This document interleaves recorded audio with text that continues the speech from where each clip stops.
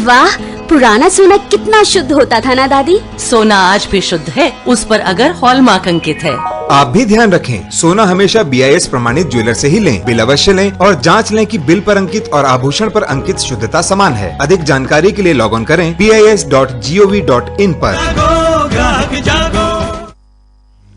नमस्कार, आकाशवाणी चंडीगढ़ से प्रादेशिक समाचारों के साथ मैं रत्तिका। पहले इस बुलेटिन के मुख्य समाचार। केंद्र सरकार ने इथेनॉल ब्याज अनुदान योजनाओं के नए चरण के अंतर्गत 95 और परियोजनाओं को सैद्धांतिक मंजूरी दी।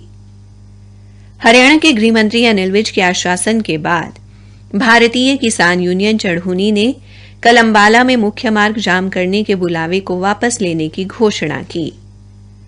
राष्ट्रीय मानवाधिकार आयोग ने हरियाणा के पलवल में एक इंस्पेक्टर द्वारा महिला के साथ दुष्कर्म मामले का स्वतः संज्ञान लिया।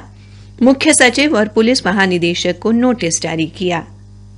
और हरियाणा के राज्यपाल बंडारू दत्तात्रेय ने आज भारत अंतर्राष्ट्रीय व्यापार मेले में हरियाणा मंडप का दौरा किया। अब समाचार विस्तार से। केंद्र सरकार ने इथेनॉल ब्याज सब्सिडी योजनाओं के नए चरण के अंतर्गत 95 और परियोजनाओं को सैद्धांतिक मंजूरी दी है। इन परियोजनाओं से देश की वार्षिक इथेनॉल क्षमता में लगभग 480 करोड़ लीटर की वृद्धि होगी। खाद्य एवं सार्वजनिक वितरण विभाग ने बताया कि इन परियोजनाओं पर लगभग 12,000 करोड़ रुपए निवेश किए जाने की संभावना है। इनसे ग्रामीण भारत में रोजगार के व्यापक अवसर पैदा होंगे। उल्लेखनीय है कि इस वर्ष अप्रैल में इस कार्यक्रम के अधिसूचित होने के बाद से कुल 243 परियोजनाओं को सैद्धांतिक मंजूरी दी गई है। राष्ट्रपति द्रौपदी मुर्मू ने गुरु तेग बहादुर को उनके शहीदी दिवस की पूर्व संध्या पर नमन किया। राष्ट्रपति ने एक संदेश में कहा कि गुरु तेग बहादुर जी ने धर्म के लिए अपने जीवन का बलिदान दिया, जिसे सदैव याद रखा जाएगा। श्रीमती मुर्मू ने नवम गुरु की शहादत को मानवता के लिए बलिदान बताया। उन्होंने सभी नागरिकों से गुरु तेग बहादुर जी के एकता और भाईचारे की शिक्षाओं को अपनाने का आग्रह किया। हरियाणा के गृह एवं स्वास्थ्य मंत्री अनिल विज के आश्वासन के बाद भारतीय किसान यूनियन चढ़ूनी ने कल अंबाला में मुख्य मार्ग जाम करने के बुलावे को वापस ले लिया है। भारतीय किसान यूनियन ने आज गृह मंत्री अनिल विज के साथ अंबाला में यूनियन के अध्यक्ष गुरनाम सिंह चढ़ूनी के नेतृत्व में वरिष्ठ नेताओं के प्रतिनिधि मंडल की बैठक के बाद आंदोलन को वापस लेने की घोषणा की। बैठक में गृहमंत्री अनिल विज ने किसानों को आश्वासन दिया कि जो मुकदमे किसानों पर शेष रह गए हैं उन्हें वापस लेने की प्रक्रिया चल रही है। उन्होंने बताया कि किसानों पर लगभग 294 मामले हैं, जिनमें से 163 वापस लिए जा चुके हैं और बाकी भी जल्द वापस होंगे। गृहमंत्री के आश्वासन पर किसान नेताओं ने खुशी जताई और मंत्री के सकारात्मक रवैये पर उनका धन्यवाद किया। प्रसार भारती ने आज अपनी स्थापना की 25वीं वर्षगांठ मनाई।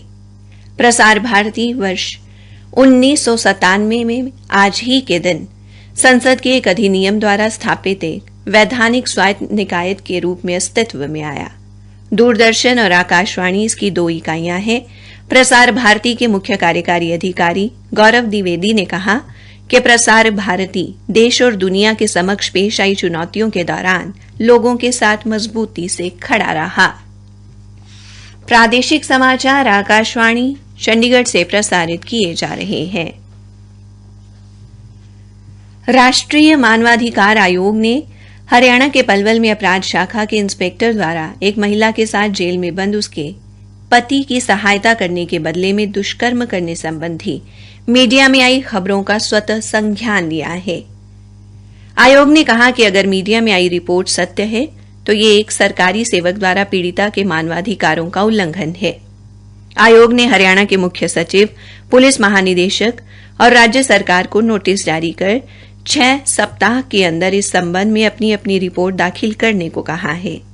आयोग ने राज्य विधिक सेवाएं प्राधिकरण के सदस्य सचिव को भी पीड़िता के नीमका जेल में बंद पति को लंबे समय तक कैद में रखने के मामले की जांच करने और उसे अदालत में मुफ्त कानूनी सहायता उपलब्ध कराने बारे 8 सप्ताह में रिपोर्ट दाखिल करने को कहा है। हरियाणा के राज्यपाल बंडारू दत्तात्रेय ने आज नई दिल्ली में आयोजित भारत अंतर्राष्ट्रीय व्यापार मेले में हरियाणा मंडप का दौरा किया। इस दौरान उन्होंने उत्पाद निर्माताओं और स्टार्टअप मालिकों से बात की और कहा कि इस बार व्यापार मेले का theme vocal for local, local to global रखा गया है, जो कि सराहनीय है। राज्यपाल ने उत्पाद निर्माताओं से बातचीत करते हुए कहा कि हरियाणा के स्थानीय उत्पादों की गुणवत्ता अंतर्राष्ट्रीय स्तर की हो ताकि अंतर्राष्ट्रीय बाजार में हमारे उत्पादों की मांग बढ़े। उन्होंने कहा कि हरियाणा क्षेत्रफल में छोटा राज्य होते हुए भी देश की प्रमुख राज्यों में गिना जाता है। ये खेलों में ही नहीं बल्कि स्वास्थ्य मानकों के सुधारीकरण के मामले में भी प्रथम स्थान पर है। केंद्र सरकार के पेंशन भोगियों के लिए डिजिटल जीवन प्रमाण पत्र को बढ़ावा देने के लिए शुरू किए गए राष्ट्रव्यापी अभियान के तहत केंद्र के पेंशन एवं पेंशन भोगी कल्याण विभाग द्वारा कल हरियाणा के जगाधरी में बस अड्डे के पास भारतीय स्टेट बैंक की मुख्य शाखा में जागरूकता कार्यक्रम का आयोजन किया जाएगा। केंद्र सरकार के एक प्रवक्ता ने बताया कि केंद्रीय राज्य मंत्री जितेंद्र सिंह ने गत वर्ष नवंबर महीने से एंड्रॉयड मोबाइल फोन के माध्यम से जीवन प्रमाण पत्र जमा करने के लिए फेस ऑथेंटिकेशन तकनीक का शुभारंभ किया था। इस तकनीक को लोकप्रिय बनाने के लिए राष्ट्रव्यापी अभियान चलाया जा रहा है, जिसमें पंजीकृत पेंशन भोगी संघ, पेंशन देने वाले बैंक, केंद्रीय मंत्रालय और सीजीएचएस के आरोग्य केंद्र भाग ले रहे हैं। उन्होंने अपील की कि केंद्र सरकार के सभी पेंशन भोगी जगाधरी में होने वाले इस जागरूकता कार्यक्रम में जाकर डिजिटल प्रमाण पत्र जमा करवाएं, क्योंकि अब ये एक बटन के क्लिक से संभव है। हरियाणा के गृह एवं स्वास्थ्य मंत्री अनिल विज ने चंडीगढ़ में होम्योपैथिक चिकित्सा प्रणाली परिषद हरियाणा द्वारा तैयार की गई होम्यो वर्ल्ड विजन हरियाणा 2023 पुस्तिका का विमोचन किया। होम्योपैथिक चिकित्सा प्रणाली परिषद हरियाणा तथा भारतीय होम्योपैथिक चिकित्सक संस्थान द्वारा अगले साल 11 व 12 फरवरी को पंचकूला में संस्थान की स्वर्ण जयंती पर कार्यक्रम का आयोजन किया जाएगा।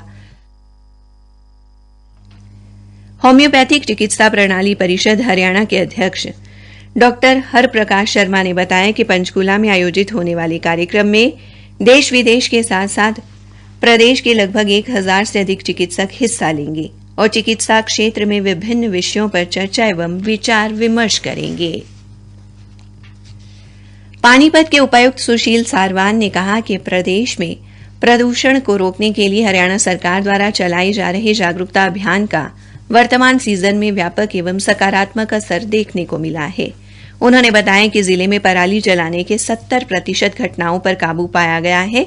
अब तक मिले 80 में से 54 मामले सही पाए गए हैं। उन्होंने बताया कि कृषि विभाग द्वारा जिले में पराली जलाने वाले किसानों पर 1,35,000 रुपए का जुर्माना लगाया गया है। अग्निवीरों की सेवा करने के लिए भिवानी में सामाजिक संगठन परिवर्तन मंच के संयोजक मास्टर सतवीर रतेरा ने अपने पूरे मकान को ही कैंप में तब्दील कर दिया है, ताकि अग्निवीर सेना भर्ती के लिए भिवानी पहुंचे युवाओं को खाने पीने व रहने संबंधी किसी प्रकार की परेशानी का सामना न करना पड़े। उन्होंने बताया कि देश सेवा के उद्देश्य से भिवानी में सेना भर्ती का आयोजन किया गया है, लेकिन सुविधाओं के अभाव में युवा इधर उधर ना भटके और परेशान ना हो, इसलिए युवाओं के लिए उन्होंने अपने घर में कैंप लगाया है, जहां उनके लिए खाने पीने व रहने की व्यवस्था की गई है।